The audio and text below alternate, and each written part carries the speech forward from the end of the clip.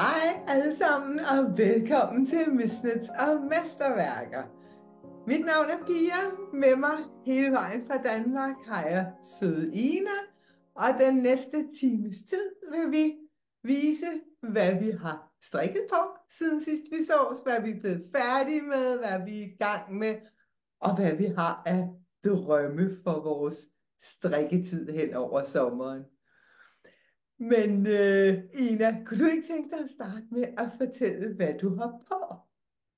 Jo, det vil jeg gerne. Jeg vil sige, hvis I kan høre nogle miavlyde, så er det altså Edith, der gerne vil være med.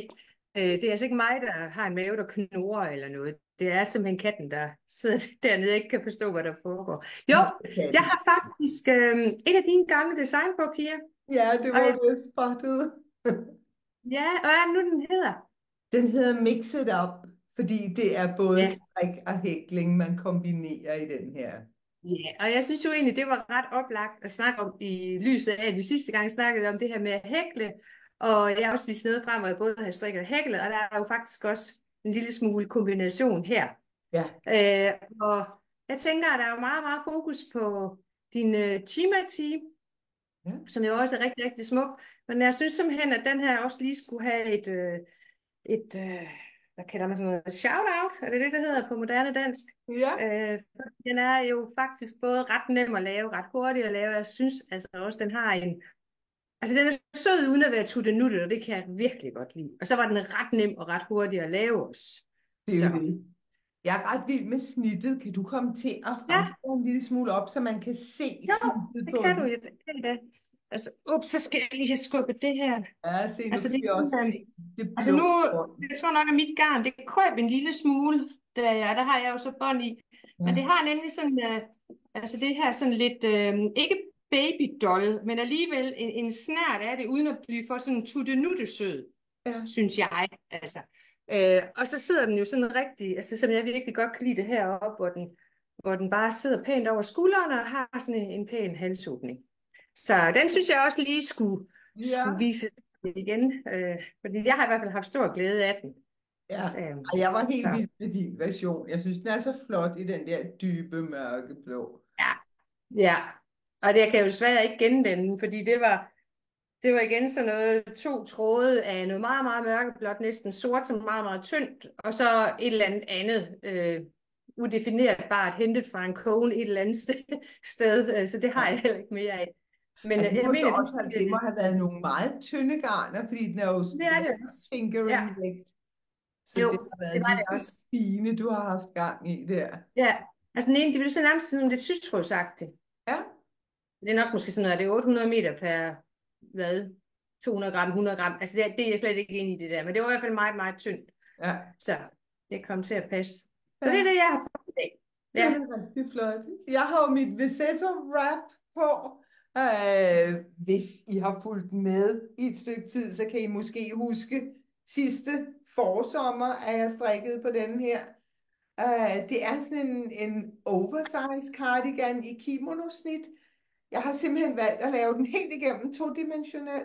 Normalt så er vores strik jo sådan lidt tredimensionelt, fordi vores krop er tredimensionel, så vi slår masker op under ærmet, og dem samler vi så op i til ærmet, så vi ligesom får det her lille midterstykke, der netop giver plads til, at kroppen ikke er todimensionel. Men traditionel japansk beklædning er 100% todimensionel. Det betyder, det er rigtig nemt at folde. Og det har jeg valgt at genskabe i denne her. Så der, hvor man slår masker op under ærmet, der syr man simpelthen starten af ærmet til, i stedet for at samle masker op i det. mm. Ja. Ja. Og den er sådan virkelig enkel i snittet. Jeg kommer til at vise lidt flere detaljer senere, fordi jeg er i gang med at lave en version mere. Den her, den er lavet i merino og silke. En fingering vægt op fra Bettina i Anita's World. Og det er i den farve, der hedder My Way. Og det er sådan en...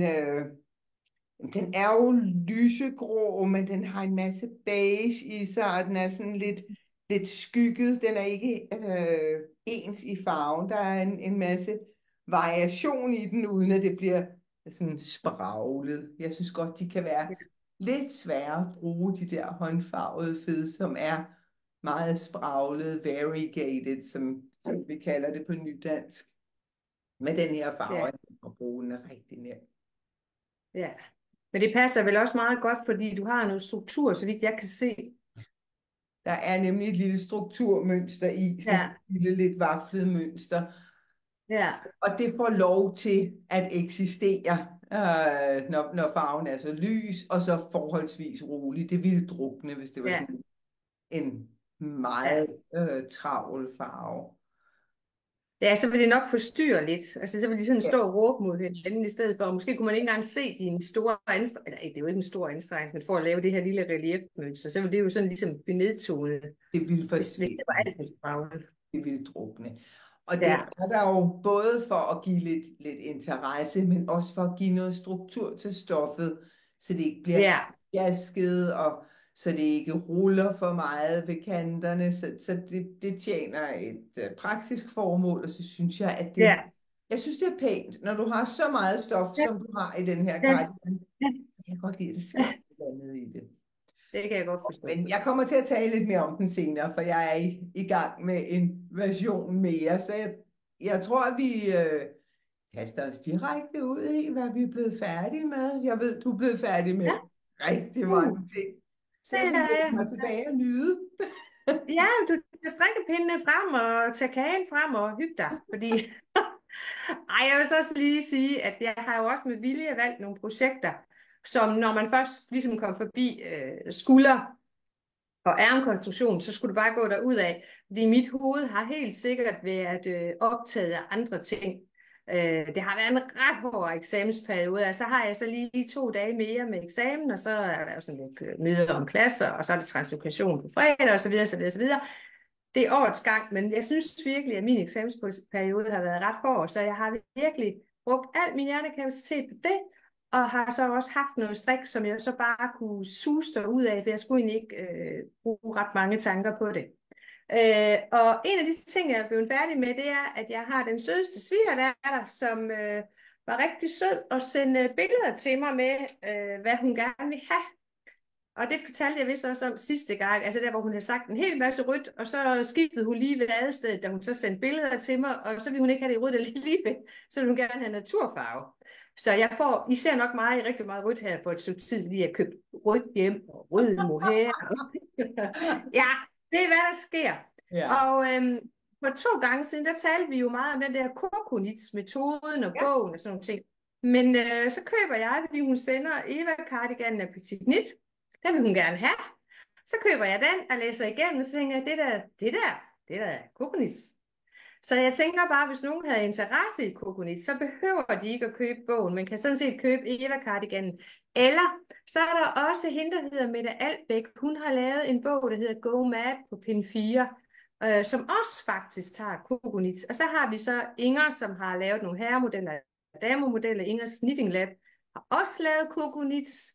Og så jeg sgu også i den der bog, jeg har, at Lene Holme Samsø, der har lavet den, Heart Feel, eller sådan, den er meget populær, der er mange, der strikker fra den. Hendes cardigan der, det er også sådan en Coconut, så man behøver altså ikke lige så meget sidde, som jeg gjorde der i 10'erne, og decifrere de der skemaer og forsøg. Det behøver man ikke. Man kan faktisk købe danske opskrifter, der gør det samme nu. Så de er også Når man virkelig kommet med på bruger sådan en etableret metode, så er det jo sædvanligvis god stil lige at skrive, hvad det er, man gør. Ja, det tror jeg så er glemt ved nogen. Men det kan jo også godt være, at de ikke har fået ideen for Coconits, men måske har set en anden designer fra Tyskland, der har lavet noget lignende og blevet inspireret. Det er jo ikke til at vide, hvor inspirationen kommer fra, og sådan så. Ja, men det er bare sådan mere, hvis man har lyst til at prøve det, fordi det er fandme smart. Ja. Og jeg har den så her, og jeg har prøvet den på, og jeg må jo så også med skam meddele, at jeg bliver sgu nødt til at få en selv også. Den sidder virkelig, virkelig godt. Ej, hvor godt. Og ved du hvad, jeg har strikket den i Drops Lima. Jeg tror, jeg har brugt 11 nøgler på en Ja. god oversize. Så altså sådan, den er jo også sådan relativt prisvenlig, må man sige. Og den er bare, altså, den sidder bare vildt godt. Jeg tænker så lige, at jeg har med vilje ikke hæftet ærmerne så godt, fordi min meget dejlige svigerdatter, hun går mig til skulderen. Og så er hun lidt stærkere end mig, sådan håndboldpige, sådan en rigtig sund og utrolig smuk pige. Så jeg tænker måske, at ærmerne er blevet lidt for lange. Nu må hun lige prøve, fordi hun er lidt bredere på skulderen end mig, så det kan jo godt være, at så tager det noget af længden på ærmerne også. Men jeg kan gøre den om. Altså, jeg kan lige justere den, så hun nærmest får den skræddersyet. Så den var jo bare en rigtig god oplevelse. Og knapperne, der skrev jeg jo til dig, Pia, fordi jeg havde jo været i genbrug og havde fundet forskellige knapper. Ja. Hvad for nogle? Du endte med at gå med de mørke? Jeg endte med at gå med det, du sagde. Ej, kaptajn. Jeg tør sgu da ikke andet. Altså. Ej, man skal jo ikke spørge om råd, hvis man ikke er villig til at lytte til det. Altså, det er rigtigt. Ja. Fordi altså, både Torben og mig, vi har egentlig sagt, de der sådan gråbrune, de kunne være, det var måske lidt mere moderne udtryk. Men så kom mor Pia lige og sagde, det er nok bedst at gå med det, der er sikkert. Så jeg går med det, der er sikkert. Altså, jeg vil bare sige, jeg tror, jeg har det sådan lidt, at når det er gavestrik, så er det altid en god idé at gå med den sikre. Ja, men du har ret, Pia.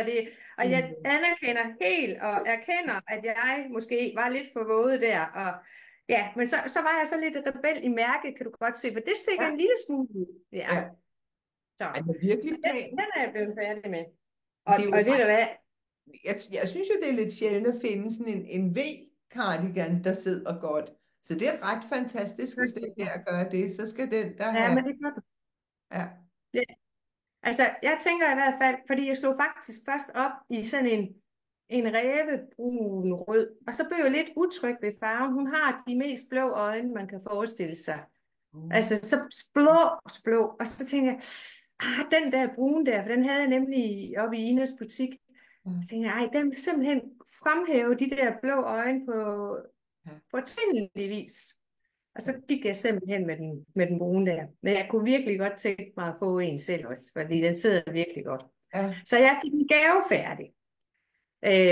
Og jeg kan jo blive ved med at snakke, Pia, men du har vel også fået noget færdigt, sådan at vi pingponger lidt, fordi ellers hedder det jo... Det er godt prøve. Altså, jeg er blevet færdig. Jeg er også blevet færdig med en cardigan. Og omsider blevet færdig med min fjerde perfekte lille cardigan. I den her fantastiske grønne farve. Det er det garn, der hedder det Rerum Natura, deres Ulysses Face, og farven hedder Printemps. Og det kan altså fås i Danmark, i hvert fald det her mærke, det Rerum Natura. Jeg ved jo ikke om præcis det her garn er tilgængeligt. Men hvor kan man få det hen? Jeg kan ikke huske det. Jeg lavede en Google-søgning, og der kom det frem i nogle danske webshops. Ja. Jeg er stadig lidt usikker på, om der skal knapper i. Det, jeg har gjort indtil nu, det er, at jeg har sat en lille maskemarkør i. Fordi jeg kan godt lide at lukke dem lige op i halsen, og så ellers lade dem stå åbne. Så foreløbig, så bliver den holdt sammen af en maskemarkør. Måske kommer der knapper i. I så fald bliver det nogle tindknapper. Det gør der ikke. Men fuldstændig magen til den røde, jeg strikkede. Den røde, den strikkede jeg jo i Holst Supersoft, som jeg holdt dobbelt. Og jeg er faktisk lidt overrasket over, hvor dårligt det garn holder. Jeg ville have troet, at det var sådan et, der holdt for evigt, og egentlig holdt sig ret pænt. Ja. Jeg har allerede depillet den 2-3 gange. Jeg bruger den også meget. Altså, og det er jo ikke værre, end at så rærer jeg hen over den med den der kam, og så er alt godt. Men det er jeg lidt overrasket over. Jeg er lidt spændt på, hvordan det her holder, for det er også et rustikt garn. Jeg synes normalt, så rustikke garner plejer at holde sig pæne længe.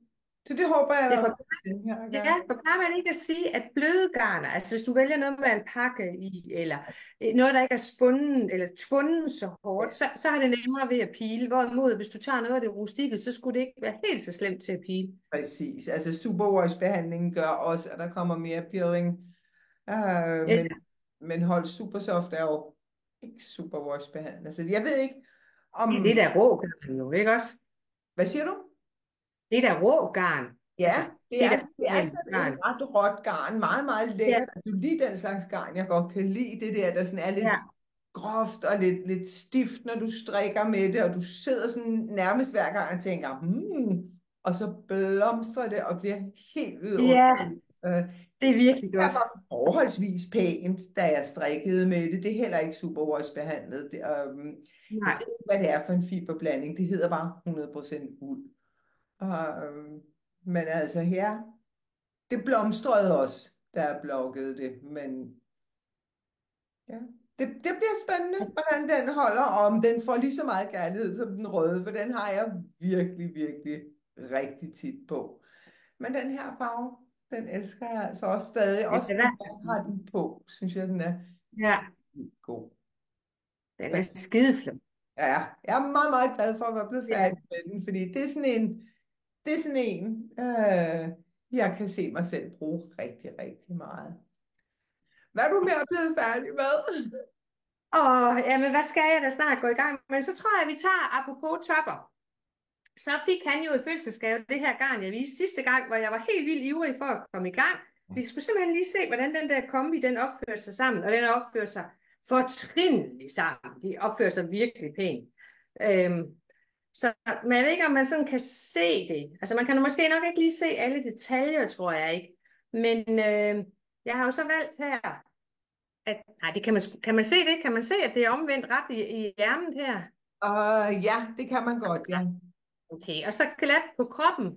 Ja, Og så har jeg jo lavet den her sadel, dobbelthalsrib, den der min ja, nemme kant her, min nemme sandwich-kant, og strikket jo selvfølgelig kraven ned. Og så snakker vi jo om sidste gang det her med at lige få den stabiliseret, ja. og snakket om, at vi kunne hækle henover. Der valgte jeg simpelthen at gøre det, at jeg hæklede på den indvendige side og stabiliserede de her søm. Fordi det bliver faktisk ikke at se, når jeg strikker i samme garnkombination. Det valgte jeg selvfølgelig at gøre. Jeg kan overhovedet ikke se på de her linjer, at jeg har strammet dem betragteligt.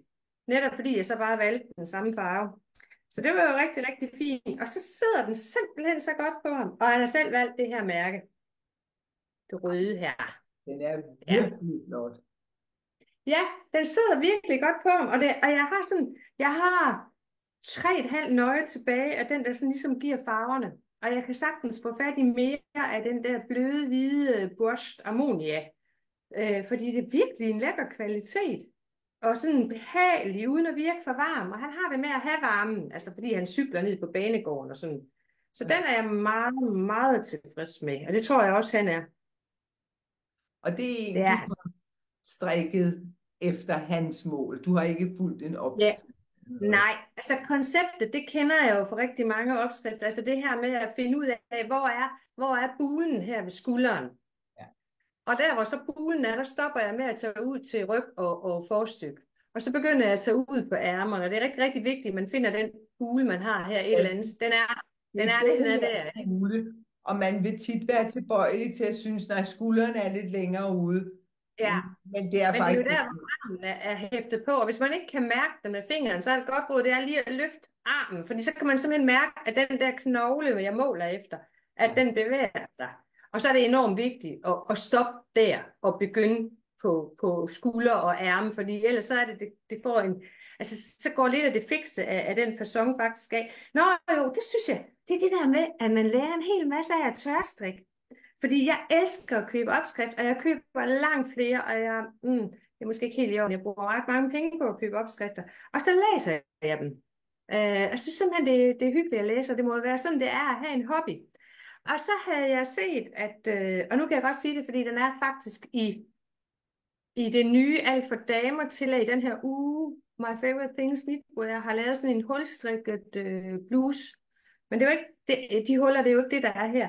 Men hun havde lavet sådan en smart kantløsning, som jeg så tog med her i Torbens, som stabiliserer den. Kan I se den? Ja. Den er der. Og det gør faktisk, at der kommer noget hold herovre i siden, fordi den er jo bare strikket rundt. Plus, at den gav mig det her med at strikke rundt, og det trængte min hjerne til, efter at have kørt rundt i Romerriget og Octavian og middelalderen, og så trængte jeg bare til, at det skulle køre rundt. Øh, og så bare det der med, at der lige er lidt på hver pind, jeg skulle. Så den her kant her, den laver jeg altså gerne igen, for jeg synes altså, den giver en lille smule struktur, og sådan en fornemmelse af, at det ligesom er syet sammen herovre i siden, plus at den også giver lidt hold. Så den vil jeg i hvert fald lave igen. Og altså, der findes jo mange opskrifter på de sadelskulder, men det er jo bare ikke altid strikkefast til en passer. Og så synes jeg, at det der med at strikke efter hans mål, det er meget nemmere så. Fordi så kan jeg sådan set lave, altså lave en strikkeprøve, og så sige, jamen jeg synes, at den her tekstur er lækker på den her pind.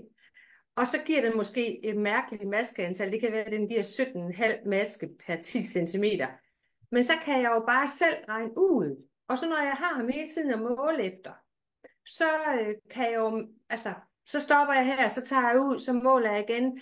Så tager han på, hvor mange masker skal jeg have under ærmet, fordi der skal også lidt være plads til lidt mave, måske. Han sidder ude i køkkenet. Den er ikke stor, den mave.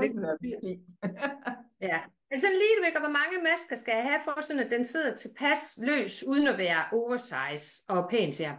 Og det er jo derfor, man skal lave strikkeprøver, Pia. Ja. Ja. Ja, det talte vi om. Er du da skyldig nu? Jeg er verdensmester i strikkeprøver. Jeg er ret forfærdelig, faktisk. Jeg sætter mig med et garn, og så sidder jeg og taler med garnet, og bliver venner med garnet, og får sådan en fornemmelse af, at det er så mange masker, jeg vil ende med, og så strikker jeg efter det. Så måler jeg undervejs. Altså, jeg måler rigtig mange gange undervejs. Jeg har sådan en lille bitte firkant, jeg lige lægger på og måler.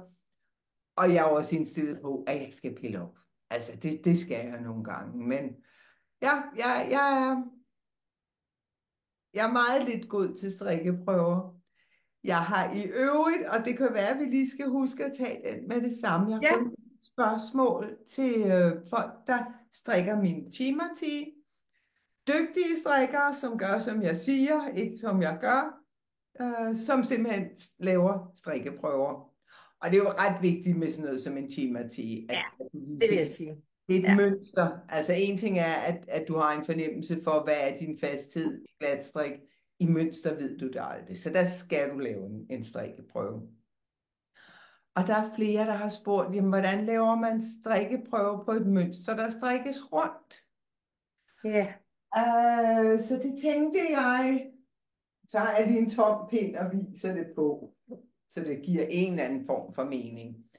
Man slår, hvis nu vi siger, at mønstret løber over 10 masker, så vil jeg anbefale, at man slår 20 masker op, så man lige havde 5 masker i hver side til at give en kant, man kan måle ud fra. Så man slår sine 20 masker op, og så strikker man dem. Når man har strikket dem over på højre pind, så skubber man simpelthen maskerne, så de kommer op på venstre pind, og trækker tråden på vrangsiden af arbejdet, og begynder at strikke med den igen. Og skubber den rundt, trækker garnet på vrangsiden, og strikker igen. Fuldstændig som om man strikker rundt, og så er der bare ikke masker på en stor del af rundpinden. Ja, ja. Så får du en strikkeprøve, der svarer til, at du strikker rundt. Men der er det så også vigtigt, når man bruger den metode, at man har godt med kantmasker. Man kan ikke slå 10 eller 12 masker op. Du skal have godt med kantmasker, fordi selvfølgelig sker der lidt kluderværk med den første og den sidste maske. Men det er altså måden at gøre det på. Og som udgangspunkt vil jeg sige, hvis man laver en strikkeprøve, så er det nok i virkeligheden en god idé at lave den på den måde, sweateren skal strikkes på. Og de fleste sweater strikkes jo rundt. De fleste af os er lidt løsere på vrangpindene end på retpindene. Så det vil sige, hvis du laver sådan en strikkeprøve i glatstrik, og du strikker den frem og tilbage, så vil den typisk blive bare en lille bitte smule løsere, end hvis du havde strikket kun rundt. Så Så mit råd er, at hvis du er flittig nok til at lave en strikkeprøve, så lav den rigtigt, så du får alle de oplysninger, du har brug for. Du får den korrekte højde, du får den korrekte bredde. Så strik den i falsk rundt, havde jeg nær sagt. Ja, Så du får et billede af, hvordan ser det ud, hvis jeg strikker lutterret masker, men jo ikke i ret riller frem og tilbage. Der får du et meget bredere og ja, lavere maskebillede. ja, fordi retten, altså hvis du laver rillestrik, eller altså ren retstrik, altså det fylder på en anden måde. Du bruger jo også mere garn, end når du strikker glat. Og det Ja, er jo egentlig lidt vanskeligt, fordi det er det samme, du gør, men det bruger bare mere garn, end hvis det er glatstrikket. ja, Ja, underligt, det er sådan, men der er jo mange ting, der er underlige. Men jeg har faktisk tænkt på noget, nu strikker jeg meget sjældent i supervårsgarn. Jeg gør det nogle gange, fordi Torben faktisk godt kan lide at have det på. Men der, hvor jeg synes, at det kan godt være vanskeligt, for jeg er jo den artige pige i klassen, og jeg laver jo mine strikkeprøver. Øh, Det er, at du har en firkant, som er lidt større end 10 gange 10, og den vasker du så, og du lægger den, og den tørrer. Men 10 gange 10, det giver sig ikke så meget, som et helt projekt gør. Og jeg kunne huske, at jeg strikkede et babytape. Faktisk var det din opskrift, Pia, hvor vi snakkede om, hvordan jeg skulle formindske den. Og da jeg havde vasket det, og det var i Superwash cotton merino fra Hjertegarn, og jeg tænkte, det er rigtig praktisk, når de er unge mennesker, så kan de bare komme i maskinen. Det var jo ikke et babytæppe, da den kom ud og var vasket efter alle kunstens forskrift, altså hvordan man skulle gøre det her. Jeg var jo grædefærdig, altså det kunne fylde en dobbeltseng, så stor var det. Så endte det med, at jeg måtte smide det i tørretumbleren. Og det er det, jeg sådan tænker lidt, det er det, der også, altså jeg har haft mange snakker om med dem, jeg strikker med ude i den virkelige verden. Altså det her med, at Superwash, det gør mig vildt utrygt. Fordi at jeg synes, det er på en eller anden måde har sit eget liv, som ikke følger fysikkens lov. For man skulle synes, når jeg har vasket min strikkeprøve, og den er tilforladelig, og den er inden for det, den skal være. Altså når det store projekt, så er det bare, altså, det ja, handler jo om, at på det store projekt, der har du rigtig mange masker, der kan trække i hinanden, og det ja, har også en anden tyngde. Det vil jo typisk ja, svært være tilbøjeligt til at vokse i længden. Så jeg vil faktisk ja, anbefale, hvis du sidder og strikker en sweater i et superwash-garn, du ikke kender, så vil jeg sige, strik den til 10 cm kortere, end du forestiller dig, ja, og så blok den der. Bare for at se, ja.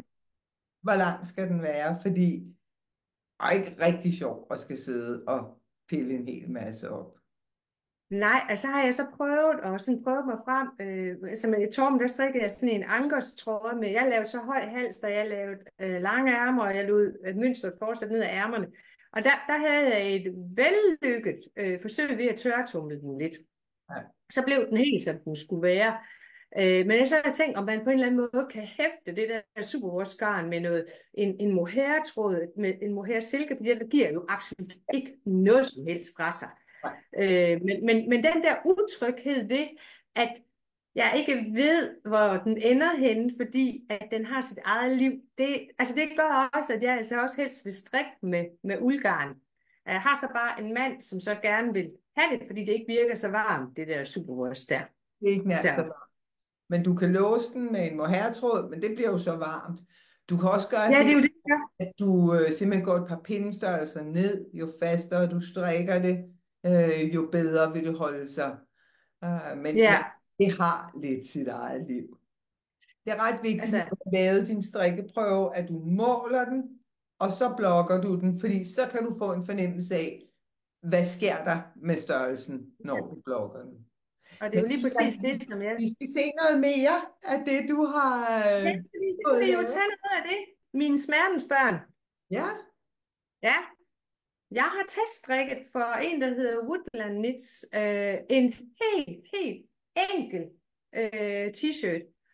Og den er så lækker, og det, der gør den lækker, det er faktisk det garn, hun har valgt. Og det kunne jeg bestille hjem fra Portugal. Det gjorde jeg så ikke, fordi jeg har jo oppe i Inas butik, der har jeg jo sommergarner nok til de næste mange sommer.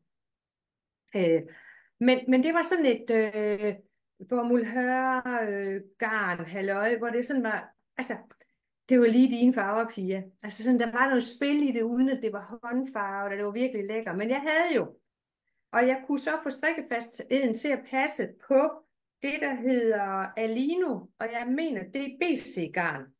Ja. Og det har jeg faktisk strikket i før, og synes, det var rigtig lækkert. Det er sådan halv hør og halv bomuld. Og der har jeg strikket for mange år siden, den der Anne Wenzel, hun har lavet med sådan lidt striber i. Der brugte jeg også den her sammen, godt nok sammen med en anden tråd for at få strikket fast til. Så den er bare helt simpel hvid t-shirt.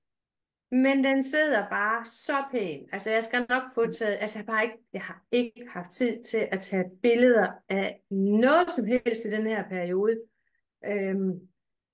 Der er sommerallergier, så øjnene de pisker i vand meget af tiden. 2, når man kommer hjem efter sådan en eksamensdag, så er man ikke noget værd. Og 3, de dage, man ikke har eksamen, der skal man så læse op til de næste eksamener. Så der har bare ikke rigtig været tid. Det lyder faktisk lidt som en klæsang, det er jeg godt klar over. Men den her, den er simpelthen så glad. Altså, den sidder virkelig godt. Og da jeg sad og strikkede den, og jeg skulle strikke den længere, fordi det var det her med, den krøb. Ja. Men jeg havde hver en maske, fordi, altså jeg ved ikke, om det kommer frem på kamera, men den er faktisk lidt ujævn. Det irriterer mig. Også selvom jeg har strikket rundt, så er den lidt ujævn. Men nu har jeg valgt at sige, at det er en del af det her hør-udtryk, at den er sådan lige en lille smule. Og der er ikke nogen digedar ved den her trøje, hun har designet, slet ikke. Og det er måske derfor, jeg også så godt kan lide den, fordi den er så... det kunne være en t-shirt, jeg havde købt i H&M, altså i princippet, ikke? Ja. Det jeg så har lavet, det er, at fordi det her Alino-garn, det viser enhver fejl, og det giver ikke noget. Og jeg strikkede det så op på en pin 375 for at ramme hendes strikkefasthed. Og det passer så, når den trak sig sammen. Trak sig faktisk en mask sammen per 10 cm. Og så blev teksturen, som den skulle være. Så blev jeg nødt til lige at hækle rundt her i kanten. Fordi der, hvor man samlede masker op, der var ligesom, altså en uldgarn, den lukker ligesom hul, fordi den sådan fluffer en lille smule op, eller hvis man har en mohairtråd med. Men det her hør og bomuld, der er meget hårdt tvundet. Jeg synes simpelthen, der var sådan nogle huller hele vejen rundt. Men det var en god idé lige at hækle henover. Ja, så hæklede jeg henover og sagde, at det er simpelthen bare en del af designet. Og som I kan se, klog og skade, så har jeg ikke hæftet her. Og det er det her med, altså en ting er, at min strikkeprøve, den kryber så meget. Men kunne den finde på at krybe lidt mere, så var det nemt for mig at pille op. Så det er derfor, at det er ikke fordi, jeg er en suskedorte. Det er simpelthen fordi, at den er næsten lige blevet tør. Og så skulle jeg lige, og jeg har prøvet den, den sidder faktisk rigtig godt. Så der var problemet så, at den anden var rundt, det voksede ikke, men det krøb, og det skal man jo så også tage hensyn til, når man strikker. Så den har jeg også fået færdig. Det var også noget mindless lige ude af landevejen. Mit hoved er optaget af andre ting. Jeg kan godt se en fodboldkamp. Jeg kan godt se en god serie på en af kanalerne. Er den opskrift udkommet? Den udkommer først her i slutningen af næste måned faktisk, fordi hun har problemer med at få tester til de store størrelser. Og så er det jo meningen, og det skrev jeg faktisk også til dig, Pia, fordi hun ville jo have 20 masker på pin 3. Ja. Jeg kunne slet ikke, altså jeg prøvede alt muligt garn, jeg kunne overhovedet ikke på pin 3 få 20 masker. Det var helt umuligt. Det kan jeg heller ikke få. Men du sagde, det havde du aldrig fået. Var ikke det, du sagde? Aldrig. Altså, jeg kunne slet ikke forestille mig, hvad det skulle være. Så skulle det være et eller andet chunky chenille eller sådan noget. Jeg tror, vi gør det, Ina, at vi ned i beskrivelsesfeltet, nede under videoen, der linker vi til designerens Instagram-profil, fordi så kan folk gå ind og følge hende, hvis de er interesseret i den t-shirt, og så kan de se, hvornår opskriften udkommer. Ja, og den er her. Og det der det er vores regnskab, så det skal I lige se bort fra. Okay. Men jeg kan godt sige, den er virkelig fin i garnet. Ja. Jeg kan kun anbefale den her designer. Ja, yes. Så, det var strikkefasthed modsat. Ja. Jeg er også blevet færdig med en ting mere. Sidst jeg optog, der sagde jeg kunne rigtig godt tænke mig at lave min tremezzo-tank i et båndgarn. Og det har jeg gjort her. Og det er simpelthen blevet så lækkert. Jeg er helt vild med det her lidt rå udtryk, der kommer, når man strikker med båndgarnet her. Jeg ved ikke, hvor godt det kommer igennem på kameraet, men fordi båndgarnet er skiftevis mat og skinnende, så kommer der altså sådan en helt vidunderlig struktur, også fordi båndet jo selvfølgelig folder sig lidt forskelligt, når du strikker med det, så det bliver sådan lidt råt og ret lækkert og meget behageligt at have på i øvrigt. Ja. Og det der båndgarn, som jeg har fået fra garnspecialisten, det hedder Mirabolano, og jeg linker til det. Og hvis I prøver at se her, det ligner simpelthen sådan noget, man ville sætte om en julegave. Øh, og det bliver helt fantastisk, når man strikker det op. Der er jo noget Hvad kunst i strikker du det. det på, Pia? Hvad siger du? Hvad pind strikker du det på? Hvordan er det at strikke med? Fordi det var sådan noget, der ville holde mig tilbage fra at købe Ja, sådan et garn der. altså den her, den er strikket på pind 4, og Ja, der får du sådan et forholdsvis tæt udtryk, men jeg har planer om at hækle den på en meget stor nål, for ligesom at lade det her bånd udfolde sig. Men det her, det vil jeg også, altså jeg vil, hvis jeg strikkede med det, så ville jeg strikke på pind 4 eller 5, afhængig okay. af, hvor tæt jeg ville have det, ikke? Hvordan Øh, foregår dit flow? Altså, kan du ligesom sådan få det der strikkeflow Det med du det garn? gerne vil undgå med sådan et garn, du vil ikke have alt for spidse pinde. Du vil ikke bruge din hejre Ja, okay. sharps, fordi så Ja, kommer du til at stikke ind midt i båndet. Men jeg brugte ja. min lykkepinde, min træpinde, og det gik fuldstændig uden problemer. Der kunne jeg bare strikke derud af. Ja, Og hvis den her Tremetto Tank, den er udkommet, den linker jeg også til. Sidst vi talte, tror jeg havde den sorte parat, og nu har jeg så, det havde jeg godt. Jo. ja, og nu har jeg så fået lavet en mere.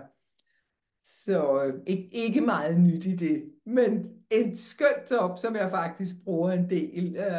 Så længe det er sådan lidt småkoldt, så bruger jeg den under en skjorte, bare sådan en stor løs hængende skjorte. Men på et eller andet tidspunkt får vi vel den slags vejr, hvor man kan nøjes med at have en tanktop på. Det Det gør vi fra håber på jeg. søndag, hvor jeg tager til Italien. Så det gør vi. Jamen, det vil jeg se frem til. Ja, det lover jeg. Altså bliver jeg hidsig. Tusind tak. Det glæder jeg Ja, mig rigtig meget til, fordi den her, den glæder jeg mig til at kunne gå med alene. Den, den, ja, den er BH-venlig. Skulderstropperne falder til ro oven på BH-stropperne, og den er ikke så dyb i ærmet, at man har den der BH-kant, der titter frem. ja, ja. Så jeg synes, den er dejlig BH-venlig. Ja, glæder mig til at have den Hvad på. materiale er det, Pia? Hvad Øh, er materialet af det båndgarn? Det er noget, sådan som jeg husker det, så er det noget bomuld og så noget kunststof, noget polyamid eller sådan. Ja, Der er jo ja, det er selvfølgelig nok nyt. det, der giver det lidt blanke, ikke? Men Jo, det er behageligt at have på. Nu har jeg jo ikke prøvet at have det på i stegende hede endnu, men jeg har da haft det på i sådan en 27-28 grader, og der var det stadig fint og ja, behageligt. ja. Så Men det kan være, at du skal til at hækle den her med det så. præcis, det var det, der var min plan, så det passer perfekt, hvis du viser den nu. Fordi det var det, der var min plan. Jeg ville muligvis lave lige præcis den der som en Ja, kjole, fordi jeg har så meget af det her bånd. ja. Men der tror jeg faktisk, at det er vigtigt, at du egentlig strikker toppen først, og så samler du op i den første kant hernede, sådan at den der første kant kan være med til at holde skørtet. Øhm, og den er rigtig fin på, og jeg skal have den med på ferie, for jeg tænker, altså hvis ikke man skal kunne bruge den her i Italien på ferie, så ved jeg ikke, hvornår man skulle bruge den. Og nu, Og den var simpelthen så nem at lave. ja, Altså, jeg skulle lige de der amerikanske hækleforkortelser. Det gode var, at der var rigtig mange fotos, hvor jeg på fotoerne kunne se, når det er en stangmaske. Så den der forkortelse, det er en stangmaske. ja, Og så gentager du jo bare mønstret uafbrudt, og du hækler faktisk frem og tilbage. Men det var der også nogle gode billeder på. Så var der et enkelt sted, hvor den ikke hjælper. Den siger bare, at du skal hækle 5 masker sammen.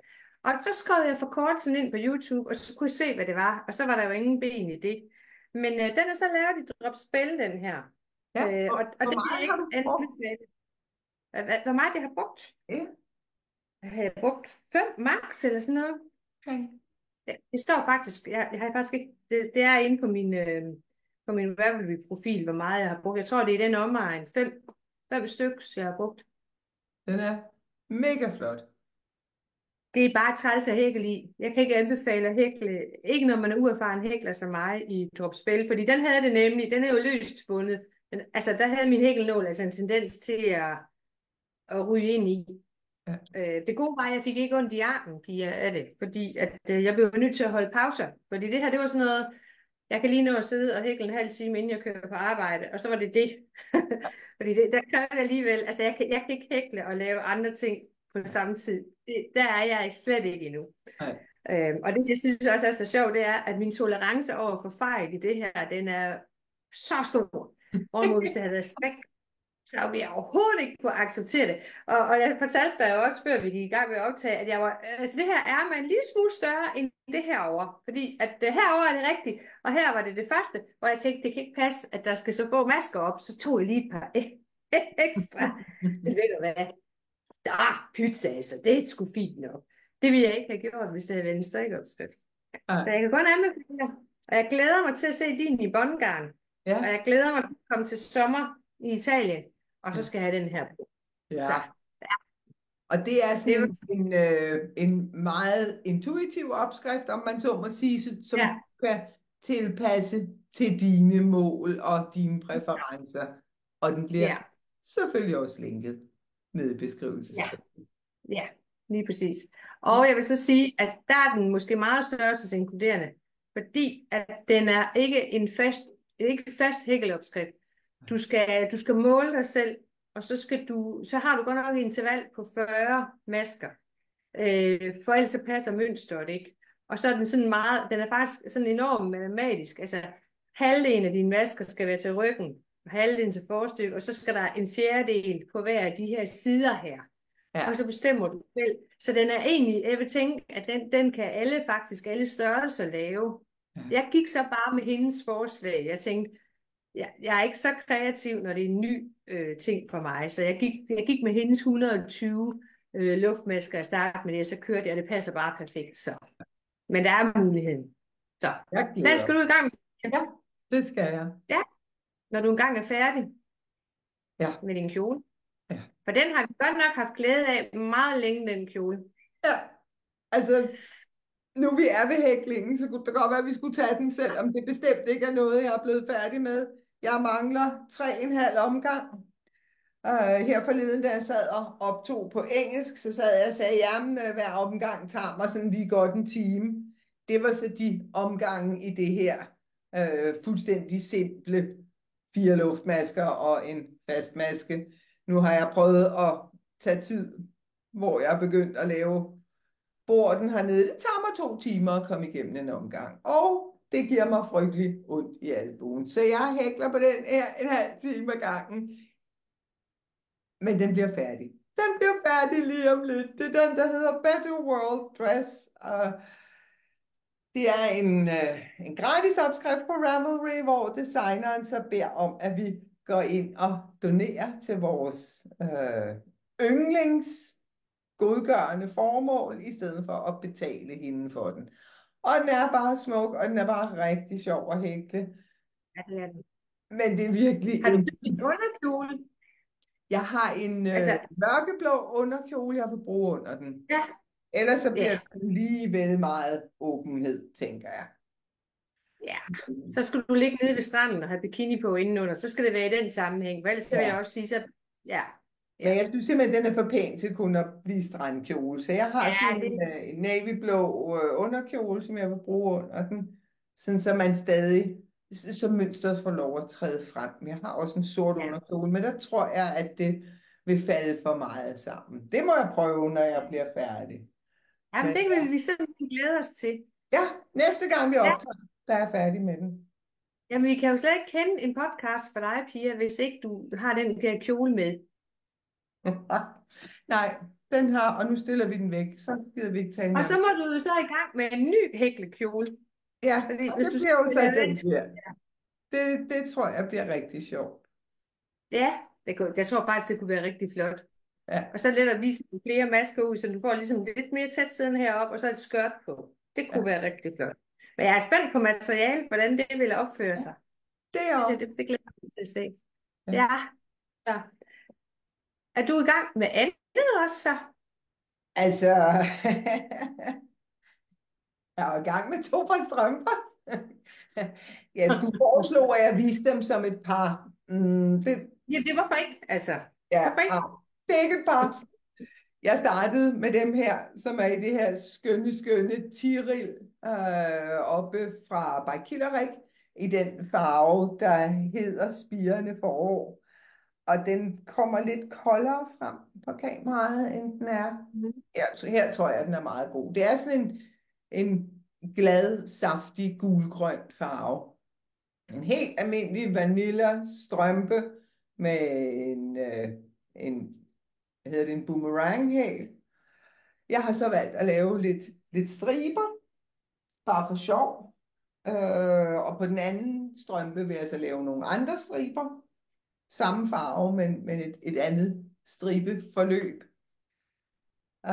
Og jeg gjorde strømpe nummer 2 klar, men den er altså næsten der, hvor jeg skal til at begynde at lave hæl. Og det, jeg havde brug for sidste weekend, da vi var i Danmark, det var jo noget, jeg kunne strikke på i bilen. Og jeg Ja, kan ikke sidde og strikke en hæl i bilen. Så skal jeg sidde og kigge ned på det, så bliver jeg køresyg. Det er altid ja, meget sørgeligt. Og i stedet for at sætte mig ned og strikke den hæl, så tænkte jeg, jeg slår bare op til en anden maske, en anden strømpe. ja. Og så slår jeg op i det her. I det her lys kommer den ud, som om den er rød. Den er altså orange-rød. Jeg købte det nede i Roskilde, da jeg var på tur sammen med Tina fra Hverdagsro og Søde Bitten. Inde hos Hobi. Det er en af deres garner. Det er den, der hedder Unicorn i farve. Okay. Ja, Og det er altså sådan en poppy red, altså sådan en orange-rød, men det kan man overhovedet ja. ikke i det lys her. Ja, der har jeg lavet en enkelt stribe på i noget pink, noget fabel, jeg havde liggende. Og der er jeg også i gang med strømpe nummer 2 på den. Så nu har jeg denne her, der er almindelig strikke rundt og ikke tænke, og så må jeg simpelthen sætte mig herhjemme en aften og få på pokker strikket hælen på den grønne, så kan jeg blive færdig med det. Men altså det der strømpe noget, det dur altså til sådan noget lige at have med i bilen og med Ja, i flyveren og med på bar og med på restaurant, fordi det fylder ikke noget. Det ligger nej, bare der og fylder ingenting, og man skal ikke kigge på det, man skal ikke være sammen med det. Det er ikke så et opmærksomhedskrævende projekt, så super hyggeligt. Jeg blev vundet over af Marlene og Karin og deres sommerstrømpestrik. Altså, de formår jo at få det til at ligne en ekstrem sport, og sådan noget er jeg til fælles for. Så ja, jeg skylder dem min glæde ved at strikke strømper den her sommer. altså jeg var der da jeg læste. Jeg har altså vist sagt det før, men jeg tror sgu ikke, jeg sådan for alvor kommer tilbage igen. Jeg tror simpelthen, jeg fik for mange Ja, strømper dengang, fordi det var sådan, det var det der med, det var jo overkommeligt, sådan rent prismæssigt, og plus så nogle af de der drenge, jeg læste med på historiestudiet, de ville gerne købe dem. Og så kunne jeg ligesom tjene garn, plus jeg så kunne tjene til at gå ned og købe 2 nye bundter, og så kunne jeg få mit eget sæt i striber, og de der få rester, der var, så når jeg så havde strikket nogle par. ja. Så det var så meget strømpestrik, fordi det var sådan, altså, men jeg kan godt se det. Jeg har faktisk strikket nogen fra Sarah Nordlund. Du har nemlig også strikket dem, Pia. Altså den der med den der bølgekant rundt. Ja. Og der fik jeg strikket nogen, og der fik jeg faktisk strikket 2 par. Jeg synes, de var så søde. Men jeg kan godt mærke, altså jeg kan godt se alt det, du siger, og jeg kan også mærke til sådan en indre modstand, så måske, og jeg havde faktisk købt pinde, så jeg kunne gøre det, og både med Magic Loop, med sådan nogle gode wires, og de helt bitte små. Jeg skal lige overvinde den igen, for at være der igen, tror jeg. Altså, Ellers så tror jeg, at huer kan det samme. Det er jo også et lille, simpelt projekt, man bare strikker derud af. Jeg ved ikke, om ja. du er Ivana over for Republic of Me. hun begynder jo at lave nogen, der sådan minder lidt om den, der hedder Musselburgh, den, hvor man strikker en Ja, lang tube, og der så laver man ind- og udtagninger i enderne. Det gør hun ikke. Der strammer hun bare maskerne til. Så hun ja, sidder egentlig bare og strikker det her lange rør, og det kan jo lidt ja, det samme. Det er jo ligesom en kæmpe strømpe til hovedet, ikke? ja. Og jeg så nemlig godt, at hun lavede, hun havde faktisk også gjort det med strømper, og hun laver sådan nogle Ja. lange tuber, og Ja, så og så laver klipper dem hun det op. der Ja, bundehælen, eller hvad den nu hedder, ja, altså den hæl, man laver efterfølgende, ja, afterthought heel på engelsk, ikke? ja. Så jeg har også været dybt fascineret af det, gud, det kunne man jo gøre, men lige at komme der til, den synes jeg faktisk er lidt sværere. Det kan være, at Så du nemmere kan komme der til med huerne, sådan så du bare altid ja, har et hueprojekt ja, i tasken, ja, så man ikke lige pludselig står ja. et sted med ledige hænder og ikke noget at strikke på. Det ville jo være rædselsfuldt. Ja, det ville være forfærdeligt. Og jeg har da også sådan, at jeg skal også, altså allerede nu er hjernen begyndt at køre, for jeg skal jo have nogle strikkeprojekter med, når nu vi skal køre med vores elbil til Italien, og der bliver også nogle pauser, og der er lidt længere, end det plejer at være, fordi det er en elbil, og sådan noget, så jeg skal bare have strikketøj med. Og så, jeg skal heller ikke kigge ned, men det er nu ikke så meget, fordi at jeg skal blive køresyg, det gør jeg måske nok, men det er mere fordi, jeg er co-driver. Jeg hjælper Torben med at køre bilen, Det må være rart for så jeg ham. Jeg er sikker på, at han er glad for. det er han helt vildt glad for. Ja. Torben, vi er begyndt at bremse derhen. Torben, der kommer en, der kører vildt hurtigt. Det er værre end Det fru lyder som Hejersen. om, du skal have et eller andet rigtig indviklet. Det kunne være, du skulle starte sådan en Jeg Better synes, det er World så Class. fredeligt. Ja, hvis jeg falder i søvn, han synes, det er helt fantastisk at køre. Siger jeg så, der, vi er tæt på den der lastbil. Ej, det er helt forfærdeligt. Ja, det er Jeg, virkelig forfærdeligt. jeg ved, at du har mindst et andet færdigt projekt. En test, du vil Og lave for Midori Hiroshi. det er jeg nemlig. Ja. Jeg har, altså det vil så sige, det er en never ending story, fordi der er jo så mange. Og jeg ved jo, at vi her i Danmark jo godt kan lide opskrifter, der ikke nødvendigvis er. Indtil videre er det 83 sider. Ja, det vil altså Det er af holde mig væk. fine, fine blomster. Ja. Og vi som tester, vi er sådan forpligtet til sådan mellem 5 og 10, skal vi teste forskellige af hendes blomster. Og det er så hyggeligt at lave. Men jeg skulle faktisk lige bruge nogle aftener på sådan lige at decifrere, fordi hun har en grundform. Og så har hun nogle ganske få koder om ved hver enkelt blomst, hvor vi så skal gå om og kigge på grundformen, og så sige, at jeg skal gentage mønster A 3 gange, og så skal jeg slutte ved den række ved mønster B og skifte farve, og så skal jeg strikke mønster B færdigt, og så skal jeg vælge den aflukning, der har den kant, eller den måde at gøre det på. Så det er sådan noget med lige at bladre lidt frem og tilbage, men Det når er man så noget, du først tager ligesom med. har Fordi jeg tænkte jo ellers, sådan en lille blomst, det ville også være et oplagt projekt at tage med, men det er det så ikke. ej, der er sådan lige lidt mere plus. Altså, jeg har jo slået op til en af dem. Ved I hvad? Altså, en enkelt tråd mohair på pin 4,5. Det er altså lidt besværligt. Det er det. Men det er jo for at få, altså, at det sådan er sådan lidt naturtro. Nu har jeg ikke helt de farver, hun har, fordi hendes, det ligner jo sådan set, altså, helt vildt original. Den her, den består så af lidt mere, og er sådan lidt mere åkanagtig. Så har hun margueritten, eller noget lignende. Den hed vist plumeria, eller et eller andet. Og så kornblomsten, og sådan. Så jeg bruger bare de rester af garn, jeg har. Og det kræver lige tunge lige i munden, men så er det faktisk ikke svært. Og det er en eller anden grund, altså det der med, at man skal sidde og være lidt koncentreret, det har altså også sine ting. Jeg har så tænkt, at jeg vil putte dem for eksempel på den der lidt hvide bluse, og så virkelig overgøre det. Altså virkelig få kylet en hel masse blomster på, og så forestiller jeg mig sådan nærmest sådan hele forstykket fyldt med blomster. Fordi altså en blomst, det kunne min mor synes var fin. Men simpelthen altså gør det, altså virkelig overgøre det sådan, at, ja, det ved jeg ikke, hvad skal man kalde det, altså sådan at det som, altså, at det bliver et statement, Ja. at Sådan der er lidt de her sjovt. vilde Ja. mærkeblomster på. Ja, det er jo sådan lidt sjovt, ikke også? Så jeg vil gerne lige have lært nogle flere, og så jeg skal se nogle studentergilder, så kunne man da godt sådan lige have den der Ja. hvide t-shirt på, og så simpelthen lige have blomster ud over det hele, altså. Det er da sådan, det er da fest på en eller anden måde, ikke? Helt enig. Så det sidder jeg også og hygger mig med. Jeg tager en blomst ad gangen, fordi det tager faktisk lidt tid at lave den, netop fordi du har det der tynde mohair på en lidt større pind. Altså det kræver virkelig, at du lige ser, at det her det er Ja, en maske med ind i. Så jo, vi er ved at være rigtig godt langt, altså. Og så, men du er da også gang i noget mere, Pia. og ja, og ja. Ja, ja. Ja, ja, jeg har Så gang i det mere. er Jeg der har også i gang i gang med. to andre ting. Øh, Ja, Jeg har jo gang i det andet Visetto wrap, som jeg strikker i et garn, der er lige lidt kraftigere. Den her merino silke, den er jo enormt blød og tung. Den falder sådan, virkelig draperer sig meget, meget ja, smukt.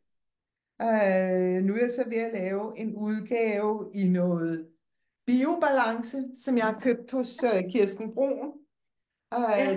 Så det er jo sådan et garn, der bærer sig meget mere og viser mønstret lidt mere, viser strukturen lidt mere. Så det bliver et helt andet udtryk, men jeg er ret vild med udtrykket i den her også. Jeg er så også ret vild med den her biobalance. Normalt Ja. er jeg ikke sådan den helt store fan af de her bomuld-uld-blandinger. Jeg synes, de er lidt trælse. Jeg synes, Mm. man får lidt det værste fra begge verdener, havde jeg sagt. Jeg synes, de er lige så svære at strikke med som bomuld. Ja, det er de altså også. Ja, det synes jeg. Men det er den her altså ikke. Den her opfører sig mere som en uld, når du strikker den. Den er lige så Hvad er rar. blandt? Jamen, der er en lille overvægt af uld, og jeg kan ikke huske, hvor meget det er, men Ja, det er ikke sådan, at det er ja. 75% uld, for eksempel. Men der Nej, er en lille overvægt af uld, og det gør selvfølgelig rigtig meget, men der må også være noget i, måske er det det, at den ikke er superwash-behandlet, ja, som gør, at ulden så har lidt tænder og kan holde fast. Det er ja, et super behageligt garn at strikke med. Det er ja. sidste gang, jeg har strikket i biobalance, det er helt sikkert. Og her kan man jo så, ja faktisk lige præcis som jeg holdt den, kan man rigtig se fasonen på den. Ikke? Man kan se den lange skrå skulder og det korte hvide ærme. Og man kan se halskanten, som der er jo ikke nogen halsudskæring som Mm. sådan. Det er bare, at jamen, fordi forstykkerne er strikket hver for sig, jamen, så er der et hul, og der stikker man hovedet ind. Ja, Og det ja, betyder jo så også, at de bliver holdt oppe forkanterne, så man ikke mm. får de her dryp. Der er også lidt formgivning på kroppen, for at sikre, at den sidder flot. Men man er rigtig godt hjulpet med konstruktionen her. Jeg har lavet det sådan, så man starter med at lave sådan en lang, smal ribkant, eller så er den heller ikke længere, vel, men en helt smal Mm. ribkant. Og så samler man så masker op på den ene side af den til ryggen. Og i mine første forsøg samlede jeg så op på den anden side til forstykket, med simpelthen noget Ja, filterværk at sidde med. Så i stedet gør man bare det, at man slår forstykkets masker op, øh, okay. og så bare syr dem til. Så det her, Ja, det er simpelthen en søm, man laver til sidst. Ikke? de er Men også hold. ja, altså det giver noget hold, og Ja, det giver en lidt behageligere strikkeoplevelse. Og hvis man har en god teknik til det, så kan man jo vælge bare at samle dem op. ja, ja. Ja, Men opskrifter er jo ikke diktater. hvad siger Det er du? jo vejledninger. Jeg siger, Ja, opskrifter er jo ikke diktater, det er vejledninger. det er en idé til, sådan her kan du gøre det. Ikke? Ja, Den der rib, ja, man starter med at slå op, den fortsætter jo så hele vejen ned over skuldrene og ned over ærmerne og går hele vejen ned i ærmets ribkant. Og den bliver selvfølgelig blokket ud, så den går lige ned. Det er ikke meningen, at ærmet skal gå ind. Det skal være som her, at det bare hænger. jo, Ja, og her kan jeg så også vise det, jeg prøvede at forklare med det todimensionelle. Her kan man se, ja, at jeg har slået masker op, der er samlet for- og bagstykkerne, og begyndt at strikke kroppen. Og normalt så ville man jo, når man så skulle til at strikke ærmet, så ville man jo samle masker op her, for at få netop det tredimensionelle. Men det gør man altså ikke. Man strikker den første del af ærmet frem og tilbage, og så syr Ja, man kanten til her, ja, sådan så du har det helt todimensionelle, og det bliver sådan lidt et indsat ærme, ikke? Men det er jo, 100% todimensionelt. Den er, ja. den er nem at strikke, men jeg synes, den har nogle sjove detaljer. Jeg er glad for de detaljer, der er i den. Og jeg synes bestemt ikke, at den er mindre lækker i den budgetvenlige version her. Jeg ender med at bruge 5 fed af biobalancen, og den er ikke specielt dyr. Man ville Nej, også kunne strikke den i nogle af dropsgarner, man ville kunne strikke den i deres alpaka, man ville kunne strikke i deres baby merino, men der skal man så være opmærksom på det her, vi lige har haft talt om med de superwash behandlede garner, der kan ja, vokse helt af pommeren til, ikke? ja. Men ja, meget Ej, den er fornøjelig. rigtig... Men der er mange masker. Der er meget, meget Ja, langt fra den ene ende til den anden. Den her bind tager virkelig tid. Til gengæld så behøver man ikke rigtig. Mønstret her er så simpelt, at man behøver ikke rigtig at kigge på det. så Det, den kunne du godt sidde med i bilen, faktisk. ja, jeg kan sagtens sidde med det her i bilen, og jeg kan sagtens sidde og se fjernsyn med det. Øh, hvor virker det lækkert på kamera med det der strukturmønster i det her garn. Der Ja, var det virkelig til sin ret. Men ja, planen er, at opskriften på den her kommer ud den 1. juli. ja. Og så kommer der altså en lille pause i opskrifterne fra min side. Fordi jeg skal have noget sommerferie. Jeg skal sidde og strikke fjollede ting, som at det er jo sindssygt privilegeret at have strik som sit arbejde. Ja, det må det Stor, være. en stor del af min hverdag går med strik, og det betyder jo så også, at når jeg skal sidde og slappe af om aftenen, jamen så gør jeg det jo med noget strik. Fordi det har jeg ikke. Det har jeg gjort hele dagen, så nu er jeg i gang. Men der er Men, stor forskel på at strikke modeller og så at strikke tossede ting. Der er en opskrift på vej fra ja, dig. det er nemlig så, Der og bor den en er ikke... fætter her, nemlig. Og jeg har faktisk skrevet i opskriften, at det er en tribut til Petit Nit.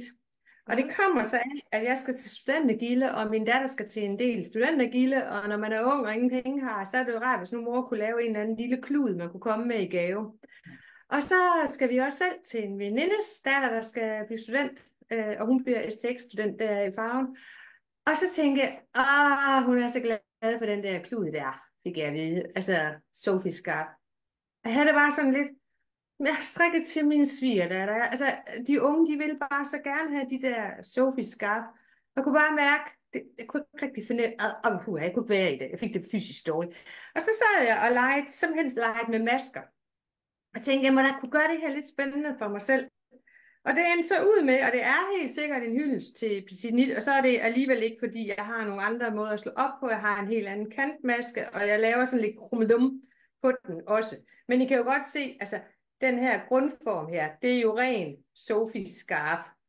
Men den Men her jeg ved ikke, grundform kan er man... så også set inden Sofie skaffede, vil jeg godt lige sige. Ja, altså, du er et sød pige, men altså, endelig, hvis der er nogen af jer, der ser derude og siger, jeg vil se 20 gange det her, så sig det endelig til mig, fordi altså, jeg har selv siddet og leget med maskerne, men jeg har jo ikke opfundet en ret og en vrang og lukke nogle masker sammen og lave et hul. Det har jeg jo ikke opfundet. Jeg kan da ikke vide, om der sidder en eller anden i Frankrig, eller sidder en eller anden i, hvad ved jeg, på Fyn og har lavet noget lignende, så må man meget gerne sige det. Men altså, jeg har været inde på Ravelry og skrive scarf, picot, er ikke nogen, der ligner. Jeg har været inde og skrive, hvad hedder det, ikke scarf, hvad hedder det så, bandana, picot, ikke nogen, der ligner. Og der er sådan noget med 35, siden jeg har bladret dem igennem, og ikke fundet noget, der ligner. Så jeg håber sådan lidt på, at jeg ikke ligesom kommer til at træde nogen over tæerne. Men så er der, kan man se den, der er sådan jordens mindste lille bitte kant, så det er lidt interessant for strikkeren at lave. Altså, i mundskyld, jeg kigger ned, for jeg kan simpelthen ikke se, hvad det er, jeg viser. Kan I overhovedet se den kant? Den er der. Ellers så må jeg lige få taget nogle billeder. Så ved du hvad, jeg tror, man nemmere kan se det på min udgave, fordi jeg har en lidt lysere Ja, baggrund. altså Kan jeg man kan ikke se se den. her? Jo, her kan man se, at der er Så sådan kan man se det, ja. hulkant med en lille picot. Og i den Ja, anden side er der så en I-cord. ja, lige præcis. Og som heller ikke er ligesom Petit Nits. Ja. Og så det eneste, der er måske forskelligt for mit, det er, at jeg har nogle flere forskellige her, det er, at man bruger midtersektionen til at justere en strikkefasthed og justere længden af det. Og her, der passer det så fint, at den får den der lidt trekantform, fordi det passede med den strikkefasthed, jeg havde her. Så har jeg lavet den i en noget tykkere strikkefasthed, hvor jeg er helt oppe på en pin 5, og ikke har så mange masker. Og der lavede jeg lidt om på udtagnings- og indtagningsratioen, sådan at jeg kunne få en længde, hvor det så er, hvad hedder det, jo meget lyserød. Jeg tænkte til nogle af de unge piger på sådan en lyserød, hvor den sådan set startede med at tage ind med det samme igen. Ja. Så har jeg så en anden, og det er jo de der fund, man nogle gange kan gøre. Jeg var ude at gå tur. Jeg havde den her eksamensbog, skulle ud og gå en tur, så går jeg forbi vores lokale genbrugsbutik, og så finder jeg en Især Alpaca 1 og en Langjern Merino BB. 10 kroner per nøgle, helt fuldstændig nye nøgler. Wow. Og det passer lige til min svigerdatter. Den her farve, det er jo ikke mig. Men til min svigerdatter med de der blå øjne, og så sammen med den her, Ja. der synes jeg bare, at det kunne være delikat sammen. Og der kan I godt se, og det kan godt være, at jeg lige skal lave lidt om på opskriften, men det kan I godt se, der bliver midterstykket lidt større. Og der tror jeg sådan set, at jeg vil opskriften vil skrive, at hvis man har den strikkefasthed, så skal man springe over 2 pikoer, for at ligesom få et mindre midterstykke, sådan at midterstykket er sådan lidt mindre. Nu får jeg strikket nogle stykker, og så regner jeg med, at inden jeg tager på ferie, så kommer den op til en symbolsk pris. Hvis ikke nogen af jer. Men der var jo faktisk noget, jeg har skrevet med dig om, Pia, du har oplevet det samme, at vores udtagningshøjde, altså når vi strikker udtagninger, så bliver det en vis højde, men når vi så strikker indtagninger, så bliver det en lille smule længere. Ja. Det eneste, jeg kan komme på, det er, at det må simpelthen være fordi, at indtagningerne er mere elastiske end udtagningerne. I udtagningerne tvinger du en maske til at kunne noget mere, hvor du i indtagningerne lader maskens integritet bestå. Så det må simpelthen være derfor, at det bliver en lille smule mere elastisk, og at det derfor vil komme til at blive længere. Det korte og det lange, det er vel i virkeligheden, at hvis der sidder nogle af jer derude og ved, hvorfor sker det her? Hvorfor bliver tørklæder, hvor man først tager ud og bagefter tager ind, hvorfor bliver siden med indtagningerne lidt længere? Der sidder garanteret nogen, der ved det. Jeg sidder blandt andet og kigger på Sanne, som plejer at vide alt i hele verden. Hvis nu der sidder nogen af jer og ved, hvad det er, der sker, så er vi da super nysgerrige efter at vide det, så må I meget gerne skrive det som en kommentar nedenunder, så vi kan blive lidt klogere på det. Endelig. Ja. Men jeg ved, Ina, du har én ting mere på din travle brik. Igen noget af det her med, at det skal være nemt i den her periode. Så der er ikke så store udfordringer i det. Men den her, der hedder Paula M., hun har lavet 2-i-1 opskrift på den her, der hedder Sabai Top, eller Sabai, eller noget. Den kan købes på webben. Hvor der er, altså det er sådan samme grundmodel, og så har hun bare, altså den ene har noget rib og noget, men meget, meget enkelt. Ja. Og den er jeg i gang med her. Og det kan vældig, vældig godt lide bådhalse. Jeg synes simpelthen, de er så klædelige. Ja. Og så, der er jo ingen ben i det. Nu er jeg jo i gang med kroppen her. Det, som jeg også kan lide ved den her, det er faktisk en af de der one-time wonder-køb. Jeg var inde, og det var faktisk her i meget, meget tidlig forår og slutvinter, hvor dem, der hedder Stofdepotet, havde reklame på vores Instagram om, at de havde simpelthen lige fået ganske lidt af noget meget, meget lækker hør. Og det må jeg saftsuseme sige, at det her hør, det er lige før det nærmer sig det, jeg har efterlyst. Det er ikke det samme, men det i lækkerhed er det bestemt i samme højde. To tråde fik jeg strikkefastsiden. Det kryber også en smule. Ja. Men den er bare helt enkel og simpel. Og den garnkombination med to tråde, det giver lige præcis 20 masker på pind 4. Den skal jeg bruge til nogle flere sommertoppe. Ja. Så den kommer I til at se igen, fordi på de to cones, så tror jeg har altså til en del sommertoppe. Fedt. Altså, så det kommer I til at se. Så det er sådan set det sidste, jeg har. Mit kamera, det er slukket. Nå, ved du hvad, så vinker vi til Ina, og vi vinker også til alle jer. Tusind tak, fordi I kiggede med. Vi ses igen på et tidspunkt i løbet af sommeren. Her igen. Ikke med det rigtige kamera, men tusind tak. Og igen kan jeg sige som Pia, jeg håber, vi ses igen om en måneds tid. Hej hej.